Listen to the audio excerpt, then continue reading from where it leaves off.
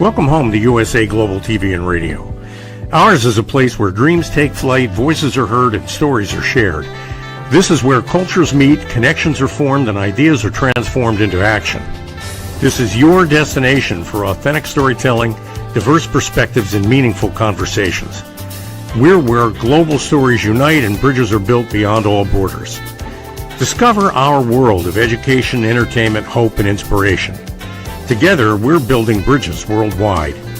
Subscribe to our USA Global TV channel and download our USA Global TV app. Be our guest or join our team. Visit usaglobaltv.com. With heartfelt thanks to our executive producer, Dr. Jacqueline Kerbeck, music scored by Yifei Tang from Cloud Road Music, creative direction by Paul Garcia, and I'm Al Cini, and I'm very proud to be part of the USA Global TV and Radio family. So join us here at USA Global TV and Radio. Make us your home for global connection. All rights reserved. This video and its contents are the exclusive property of USA Global TV and Radio. Unauthorized use, duplication, or redistribution in any form is strictly prohibited. Thank you for being a part of our global community. Let's inspire together. Hello, and welcome to the Persistence Payoff Show. We're here on USA Global TV and Radio. I'm your host, Kimberly Schafer. I'm a first-time inventor and entrepreneur. I'm the inventor of the Ring Thing, which is a waterproof patented ring holder. And I will say that persistence is a part of my daily journey as I launch this new chapter in my life. I'm really inspired by talking with people about their own journeys with persistence and seeing what we can learn from each other and share inspiration and information. That brings me to our guest today, who I think has some really incredible stories of persistence and inspiration. Ann Marie SanSevero is an author. She has one book published and another book coming out. She was originally born in New York and moved to the South in high school, and she writes across genres. She writes fantasy, science fiction, steampunk, and mystery. Her stories are about hope, courage, resilience, and her goal is to inspire her readers to realize that they can do more than survive, but they can thrive. So I'm really excited to talk with her and learn about her own journey with persistence and resilience. So please help me welcome Annmarie SanSevero to the show. Hi, thank you for having me. Yes, thank you so much for being here. I really appreciate it. And, this is an exciting time that you have a book published and a new book coming out soon. But before we talk about those, I would love to hear about your own journey and how you became an author. Was writing a passion of yours since childhood, or is that something that developed as life developed? It was both. I started as a rabid reader as a young person and would kind of escape to the library all the time.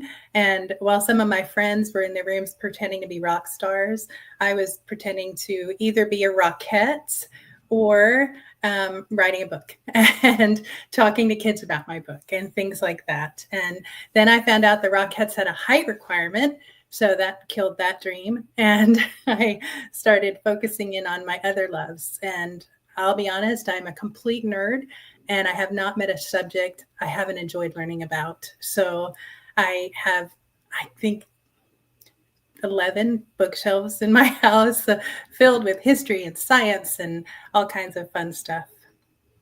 Yeah. Oh, that's really great. And to see your own dreams and your own passion come to life. And now along the way, how old were you when your first story or your first book were published? My first story, I was 55 when it was published. So it's really recent. I've been working toward this goal for a few years now. I kept reading and kept imagining stories, but because I was a single mom and I had 4 kids, there wasn't a lot of time. I know other single moms have done it while their kids were young. I just was struggling with other things as well. And so it took me longer. So I had, when I was 55, I had a short story come out in Weird Wilderness, Cryptid Bestiary, which is an anthology, which is a collection of short stories from a group of authors. And it was a charity anthology, and all the money from it went to support scholarships for writers. And I was a recipient of one of those scholarships. And so I submit something to them every year because I'm very grateful for the work they do. And so I got to write about, they have very, very specific themes each year. And the year I wrote a story for them, it was a cryptid, which is like, for those who don't know what a cryptid is, it's like Bigfoot, Mothman, Loch Ness Monster, all those kind of urban legends. And it also had to have an epistolary element. And so I chose the Fook monster from Arkansas. I live in Arkansas now. And the Champy, the lake monster in New York, because I grew up in New York. And I had them as two kid cryptids who were pen pals. And one wanted to have a human friend more than anything in the world. And the other one wanted to be a humanologist when he grew up. And so he was giving him all this scientific advice on how to be friends with a human. That was absolutely horrible. Like worst advice, kind of like Amelia Bedelia, but with cryptids. And so, oh my gosh. Well, and I love that you're giving back, that you got the scholarship, but you're also contributing and submitting stories every year to help other authors. So I think that's great. Kudos to you for that. And thank you. You mentioned having your interest in writing, but you had 4 children that you were raising as a single mom. And I think, talk about persistence. That's I'm sure you experience that in many ways. And would you say that your journey with persistence itself has changed over time, or do you feel like that core quality in yourself has always been there, or have you seen that change as your life has developed? I think it evolves as we mature. At first, persistence was just survival and a matter of getting one day ahead of the other. Every once in a while, I will play this song by a group called Jack's Mannequin called Swim. And it's almost like just keep swimming one more day. The horizon is right there. And so, but as I've matured and learned a lot of things, and part of it is I know I have people watching me now, and I have people that write me and go, oh, I look up to you so much and you're so inspiring. And then I'm like, oh no, now there's pressure to be inspiring, if that makes sense. It does, yes. Yeah, I am. Yes. And I always had like my kids watching. And so I wouldn't give up because of that. But this felt like, it felt more pressure because my kids knew my circumstances. And so if I had stumbled, they would probably be more forgiving than people who don't know my circumstances. And so I was like, I have to be tough. I have to be, if that makes sense. Yes, totally. Absolutely. And I want to be sensitive about this topic, so we can just talk about it as much as you're comfortable. But I believe that you've had a journey with cancer as well, which requires its own persistence to get through the diagnosis and the treatments and all of that. So can you talk with us a little bit about that journey and also how that has shown up for you in your writing? So I've always been like the medical freak for some reason. And this is actually, I'm currently in the middle of treatments for my second cancer, and they're different cancers. So when my first child was born, I got diagnosed with thyroid cancer, which was way easier than the one I'm in now. They just give you some radiation to swallow, and it kills all the cancer. And they take out your thyroid, but and so I think I would say I learned some persistence from that because I was pregnant when I got it. And my first 2 trimesters, I wasn't gaining weight. I felt good.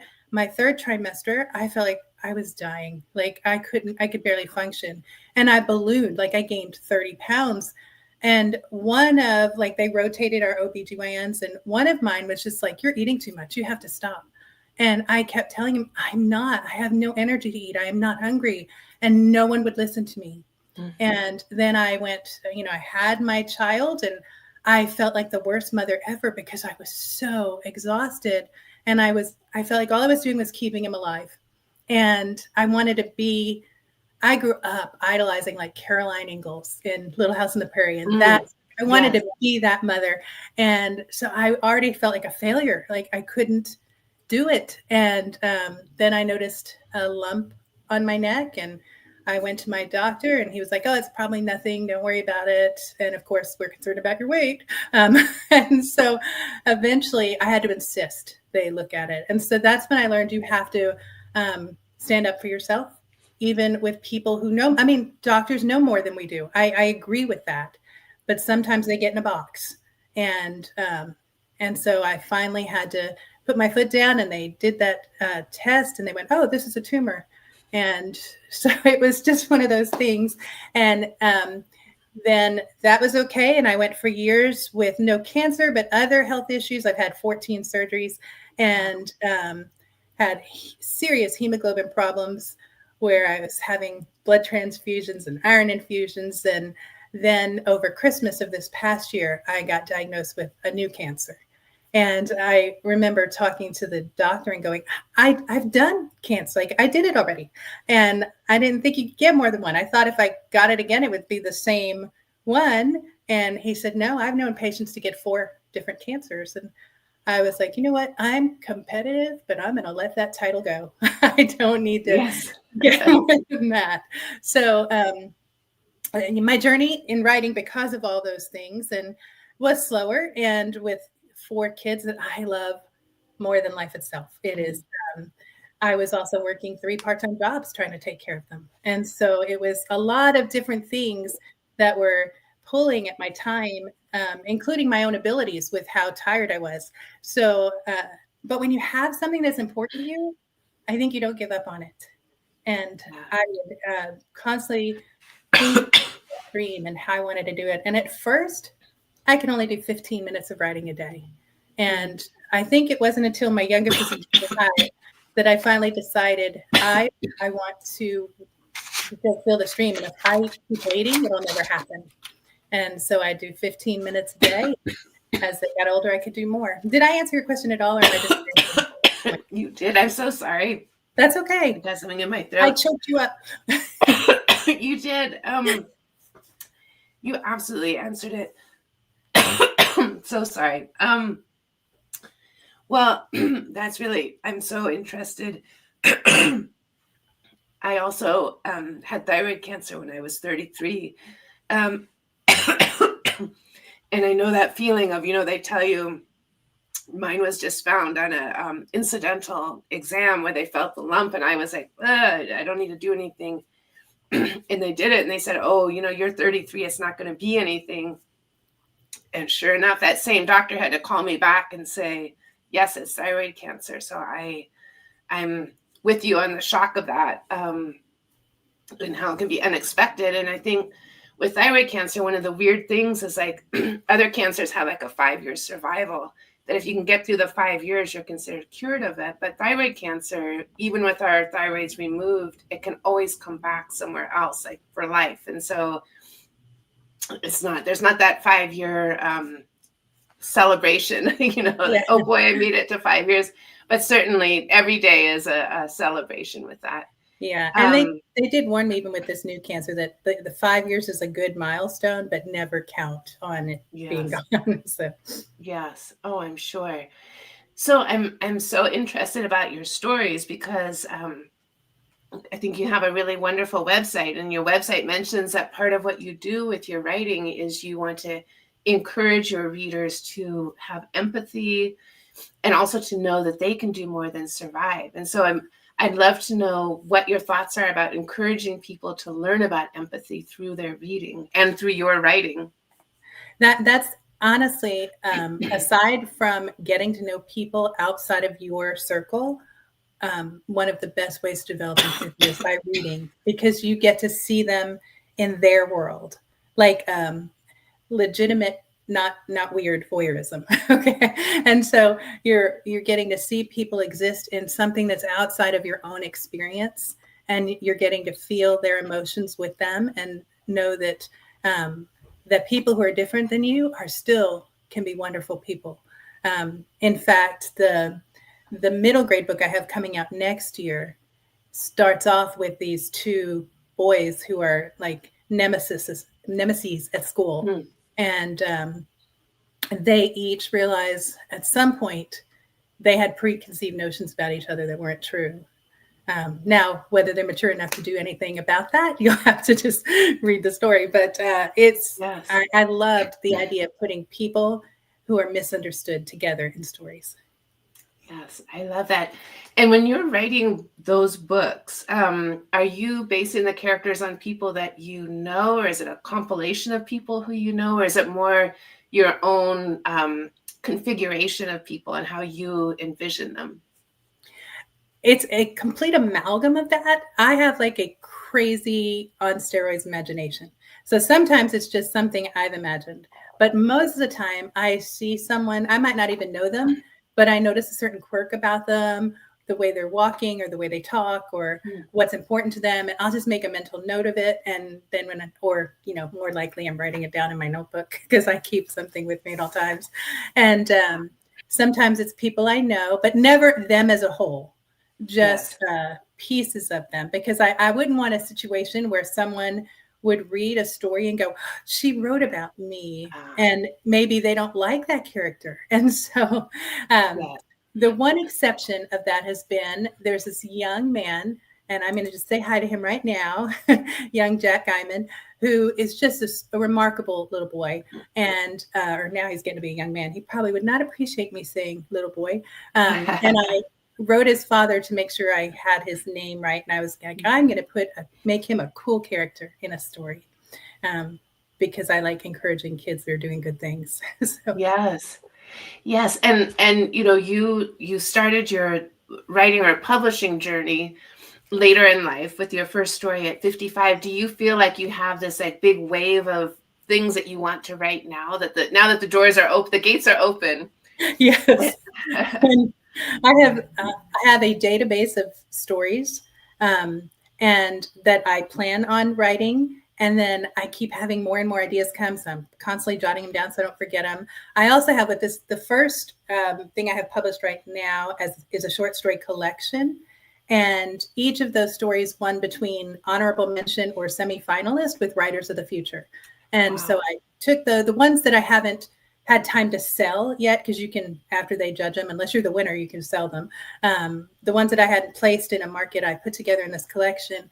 And I've had so many people read them and writing to me going, you're making this story into a full novel, right? And then someone else will go, oh, how about this story? This one should be a full novel. And so at some point I'm going to expand some of those. I have to fulfill my current contract. I have a 3-book deal with a middle grade publisher right now that I have to fulfill. And I've got a YA that I'm working on already. And then I'm going to start filling out some of those short stories and hope my brain can calm down until I get all that. Yes. You mentioned a YA. What is that? Young adult. Okay. Yes. Yeah. And so the middle grades, like the upper elementary school and some younger junior high, depending on their reading level. And YA is more like the the teenagers kind of thing. And a lot of adults read YA too. And so, and this is the story that is for them is a genetically engineered society of twins. Anyway, I don't want to give, because it might change as I write it. I'm outlining it right now, and I don't want to say it. And people are like, I can't wait for that. And when they read it, it's like, that's not what she said. Yes. Well, I'm curious to know your journey with persistence in your own writing. And you kind of touched on it, where things can change. And do you have self-talk that you use, or do you ever start to go down a rabbit hole of like, oh, I wanted this story to be about X and now it's turning into Y, and I'm, how do you persist through the whole process? It's so funny you asked that, because just 2 days ago, I posted this meme about someone saying, you're the writer, you control the characters in the story. And then there's that guy who plays Thor going, Yes. And so, and I had horrible, I'm sure you've heard the term imposter syndrome before. And, and so because I go to this writers conference every year that's filled with amazingly successful writers, I feel like the little itty bitty baby writer who has no idea, and then I was listening to one of them who has multiple, like double-digit bestsellers. And he was talking to me about his imposter syndrome and the days he feels like he doesn't know what he's doing. And that was really helpful to know we're all like that. Every one of us feels like that. So that helps. I will say I've had horribly embarrassing moments where, my first novel, that's when I first wrote it, I was so proud of that thing. I thought it was amazing. And I sent it out way before it was ready to be sent out. And got tons of rejections, of course. I mean, everybody gets rejections. In fact, one of my mentors, Kevin J. Anderson, he does the Dune movies. He has lots of New York Times bestsellers. He had a trophy for having the most rejections of any writer. And so, and he's quite successful. So that's, I think, not a bad thing. But as I grew in my craft and I went back and read that first draft of that first story, I was like, oh, I hope I never run into those agents again. That I cannot believe I sent that to them and thought it was good. And so, but I think that's just the process of learning. And I noticed that I did a lot of volunteer work with the Arkansas Youth Symphony Orchestra. And they have 3 levels of orchestras. And I went along with my kids as they moved up in those orchestras. And if you don't take the time to listen to those squeaky violins just trying to learn how to get a straight sound, you never get the gorgeous symphonies that come in the advanced orchestra. And so I think all of those bad words, not bad words like naughty words, sorry. All of those less mature words in writing are evidence of practice and evidence of growth. So that helps me because every time I write something that I think is disappointment to me, I'm like, well, I improved my craft. So, and that's all I can be. Those are practice words.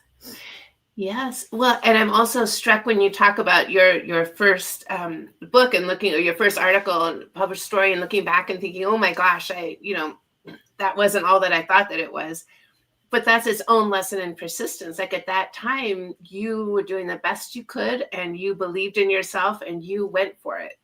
And, it's like at every step of the way, it's so important to do that, I think, to have that belief in ourselves and just jump in and do it. Might not be perfect, but we're doing it. And next time, as you just said, we'll be a little bit better. We'll learn something from every step. And I used to work at University of California at San Diego for a long time. And one of the doctors I worked with actually had a page on his website of all of the grants that he submitted that were rejected and all of the manuscripts and papers, scientific papers that he submitted that were rejected, just so that the young trainees would know, like, look, my publications are 100, but I've got 700 that were turned down, and so it's just, right.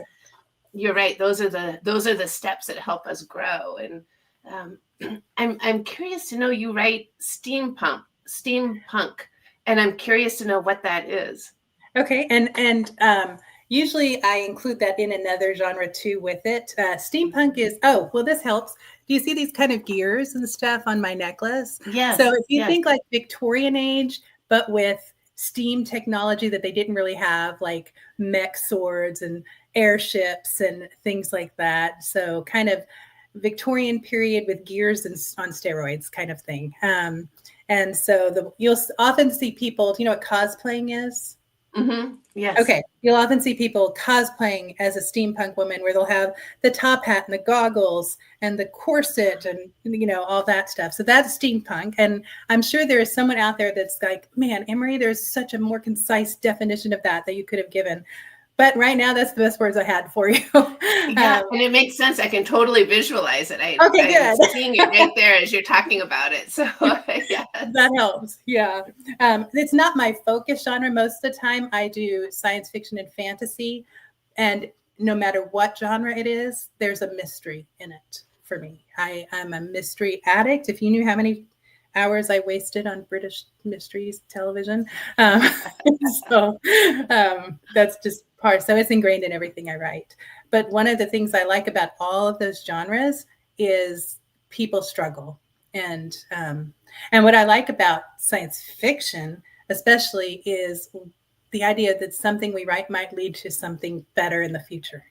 So that's kind of my fun in that. I take technology we kind of have and then imagine something awesome we could have with it and go from there. So.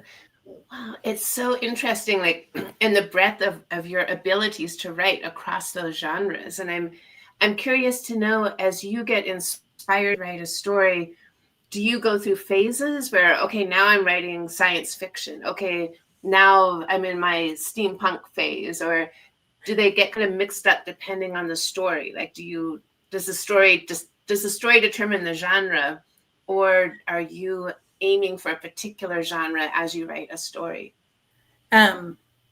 So that's hard to answer because it's been different many times. Sometimes the story absolutely determines the genre. For instance, the first story in my short story collection, The Butterfly Stroke, it's the title story. It's about a quadriplegic girl who used to be an Olympic swimmer, who now has lost her entire identity because she can't even walk, let alone swim. And I had just read about Elon Musk's Neuralink. It's when it first was being approved for human trials. And that story had to be science fiction because I took his Neuralink and I was thinking we could probably do more than just make their eyes control a computer screen. What if we took a stent, a wireless stent, attached it on their spine beneath the brake and let it communicate wirelessly with the Neuralink so they could actually walk? And so that had to be science fiction. Another story I had was, it was mostly, I make a point to enter Writers of the Future every quarter until I either win or pro out. I'm getting close to proing out, so hopefully I win soon. But I was running late on a deadline and I had to write a story. I had to get it in to meet their deadline. And so I just took all these ideas I'd recently seen. I'd watched a Babylon 5 about this. I read a Dresden Files about this. And then all of a sudden I'd seen a Death in Paradise episode where this was pretty morbid, but the guy had killed his wife and he had her skeleton in his science classroom as a display. And nobody knew it was her, of course. But and so I was mixing all these ideas together. And then I thought about, a bone, a femur, supernatural detective, all these things were coming together. And all of a sudden the name Luke Skywalker came into my head because of the skeleton thing. And I laughed. And because it made me laugh, I thought, okay, that's what I'm going to do. It's a supernatural detective who has an assistant who is a haunted femur, and he nicknames him Luke Skywalker. And from there, I had to make up the story. But it was like one of those crazed, I have 24 hours to write the story kind of thing. So I was mashing all this stuff together. And then other times I know from the start, I'm working on something right now that is fantasy, straight fantasy. And I know that, and that's how it's working. So I don't know if I answered your question well enough, but you did. Yes, that was great. And I'm curious, are you ever drawn to other genres? Like, do you feel like that's your core set of genres, or do you feel ever like, oh, what about a romantic comedy, or how do genres enter your set? So I go to Superstars Writing Conference every year, and Jonathan Mayberry is one of the speakers there there. And we had a conversation where he said, never say no to an opportunity, even if it's not your genre.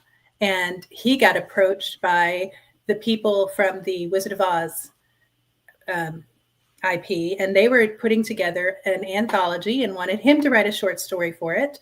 And so he's a horror writer and had just written in his wheelhouse. He took Tin Man, gave him the heart of a serial killer, and he went on a rampage kind of thing.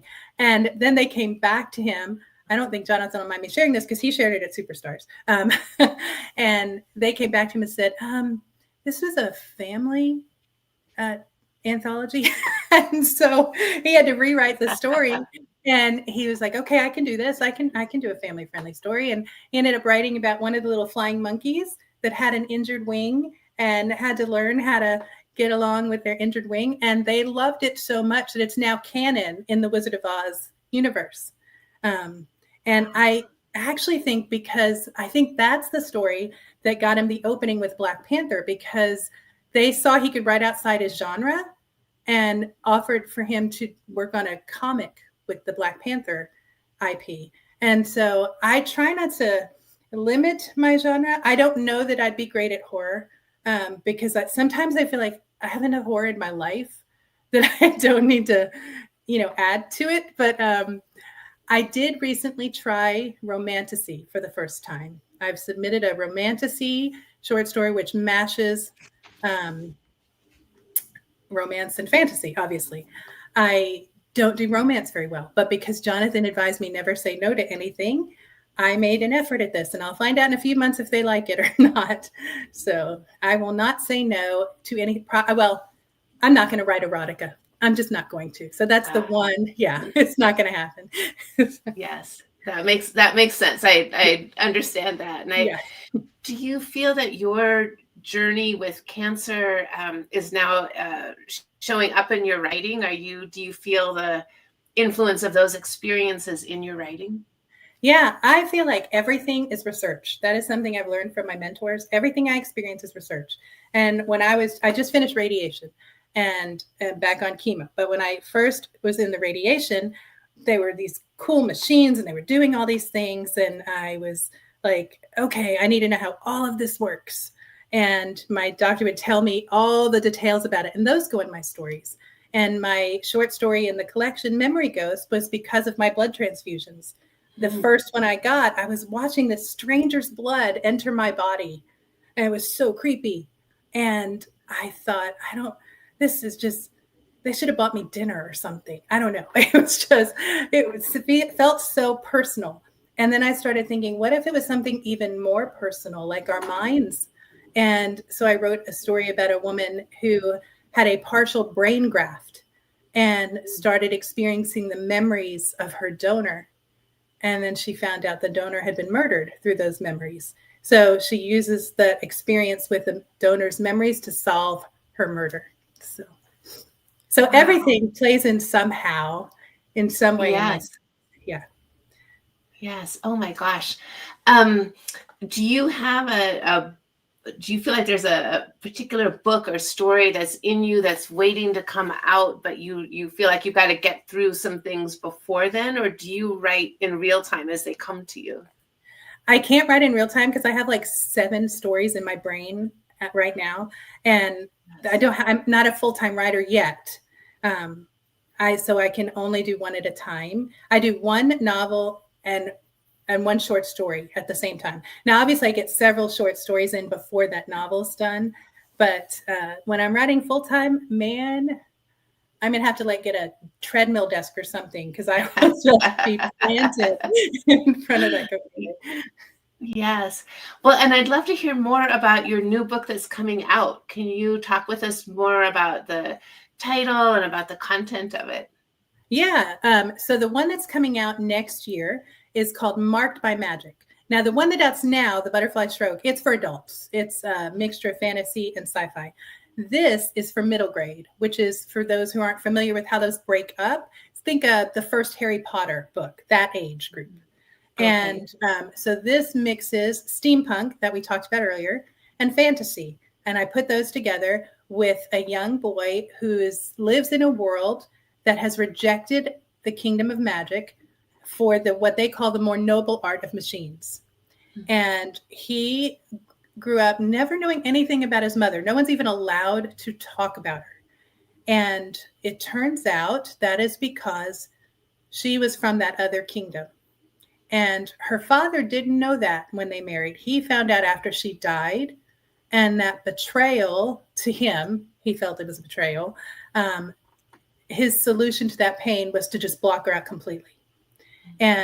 But for Leif, the main character, he was like, that's still his mother. Like, he still wants to know about her. And then when he turns 12, a magical rune shows up on his wrist. Mm. And magic's illegal in this kingdom. So he was trying to figure out, I think this is old magic. I don't think we're supposed to use old magic. It's, we rejected that for very good reasons. And then, because they'd been indoctrinated their whole lives about why old magic's bad and why machines are good. And as he digs into this, he realized everything they've been teaching him is a lie. And he has to make some decisions. And then his dad goes missing while he's out on a mission for their high minister. And the only way for him to rescue his father is to learn the old magic that will cost him his father's love. And so he has to make a decision about that. And then how a lot of it is about prejudices and family relationships. And because he ends up on this little trek with his best friend and his school nemesis and a teacher who's a little bit quirky. And so, and they just have all this baggage that we all have. Like, we all have wonderful things going on with our families and hard things going on with our families. And Leif's dad's the national hero, and he worries he will never live up to his family name. Antony's very popular and successful, but he's in no doubt that his father's disappointed in him. And Tarek, who's the nemesis, feels like everybody is against him. And so he lashes out at everybody else. And so it's just this great dynamic of learning to accept people and realize they all have pain and how to do brave things. And at the end, they are completely different kids than they are at the beginning, stronger and better. And so, wow. I love that. I mean, I think that's such great advice for all of us at any age, be brave. And so that's a perfect way for us to end our conversation today. This time has flown by, and I feel like I could have a lot more questions to ask you, but can you tell us, please, how people can connect with you? Where can they buy your books? How can they reach you directly? Yes, I think you've been showing my website. And on my website, there it is. On my website, there's also a link to sign up for my author newsletter. I put exclusive content in my newsletters. I can release information faster on that than on my website. I don't spam. I do about one a month. And you know when things are going to be released and how to get them. And you get stories about my private life that most people don't get. And I'm also on Facebook, Ann Marie SanSevero, author. They can connect with me there. But probably my newsletter is the way they can get more information about me on a regular basis. All right. Thank you so much. This is so inspiring. And I wish you the very best with your treatment also for cancer. I hope that goes easily and smoothly. And thank you so much for sharing everything with us today. Thank you. I appreciate you having me. Yeah, thank you. I end every show with a quote about persistence. And today is a quote from Maya Angelou, who said, "Courage is the most important of all the virtues, because without courage, you can't practice any other virtue consistently." And I think that fits so well with our conversation today with Ann Marie. And I thank her truly for being here today and talking with us. If you'd like to reach me, you can reach me directly through my website. It's ringthing.com is the website. It has an Instagram page, a link to the Instagram page and Facebook, and also an email address. You can email me directly at kimberly@ringthing.com. I would love to hear from you about any ideas you have, suggestions, or questions. We're here every other Tuesday at 12 p.m. Pacific time on the USA Global TV and Radio Network. And I'd like to thank the network and also Dr. Jacqueline Kerbick for the opportunity. Thank you so much and take care. Bye-bye. USA Global TV and Radio, home of the YouTube Silver Creator Award, proudly presents Just the Thing for Your Ring, introducing the patented Ring Thing, your premium personal ring holder to keep your ring safe, nearby, and avoid loss. The Ring Thing just got smarter. Add your logo and an NFC tag that opens to your website with one tap. Waterproof, inner padding, and now a forever business card. Just the thing for your ring. Scan the QR code seen here to learn more about Ring Thing or place your order. Follow Ring Thing on Instagram at ring_thing_ or go to our website ringthing.com.